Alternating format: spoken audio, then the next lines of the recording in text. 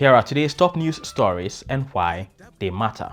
A men's rights group known as Men Matter 2 marched through the streets of Lilongwe, Malawi's capital, calling for greater recognition of issues affecting men. The organization argues that men's rights are often neglected, with public attention focusing mostly on women and girls. Their protest follows a recent rise in reported cases of gender-based violence against men in Malawi, though the group says many more cases go unreported. Chimwemwe Padatha has more. These protesters from the men's rights movement, Men Matter 2, have taken to the streets to speak out against what they describe as a widening gap divide in Malawi. Their march is not only a call for reform to ensure better protection for men, but also an effort to raise awareness about the need for men to receive equal recognition and support in cases of gender-based violence. Recent statistics show that incidents of gender-based violence against men are rising in Malawi.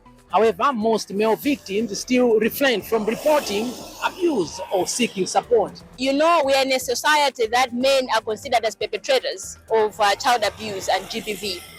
But it seems like our initiatives neglect the men, leave the men behind. So this is us on the street today to say, for us to change the narrative on how men view the issue of child abuse, we have to let them be in front. They have to be champions against child abuse. Tikufuna kuti achinyamata tigwirane manja, achinyamata ambiri akumazipa akukumana ndizovuta zosiyana-siyana palibe kumene akukanena. Alisama kuti nyamata azikhala munthu olimba mtima, nyamata samalira. Koma anthu ndifeso anthu timalira timatani ndi movement iyi nanenso ndikupanga nawo chifukwa ndikudziwa kuti nanenso ndimakumana ndizokhumudwitsa zambirimbiri. The organizers say they want today's protest to be the beginning of a broader campaign.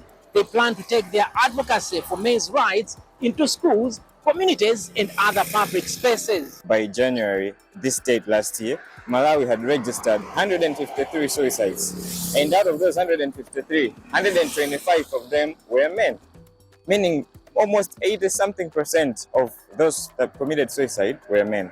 Thanks, Chimwemwe. Burkina Faso's military junta has dissolved all political parties and repealed the laws regulating them according to a decree approved on Thursday. The move is the latest in a series of steps that activists say have further restricted civic freedoms and political opposition since the military seized power in 2022. Activities of political parties had already been suspended under the junta.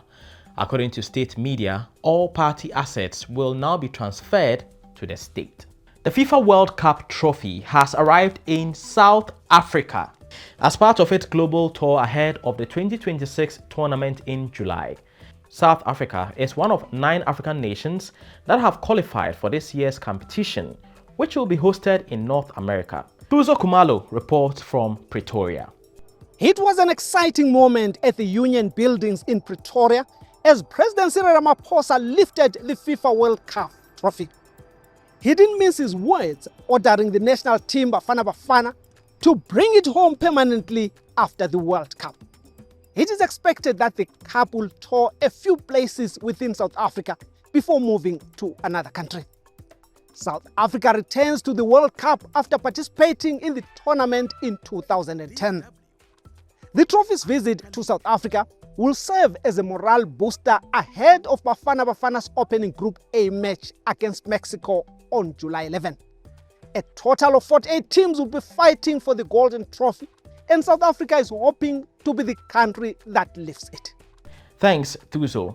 And that's all I've gathered for you today. Don't forget to comment, like, and share. Also, subscribe to our YouTube channel, DW Africa. If you haven't done that already, do that right now. I am Michael Oti. Thanks for watching.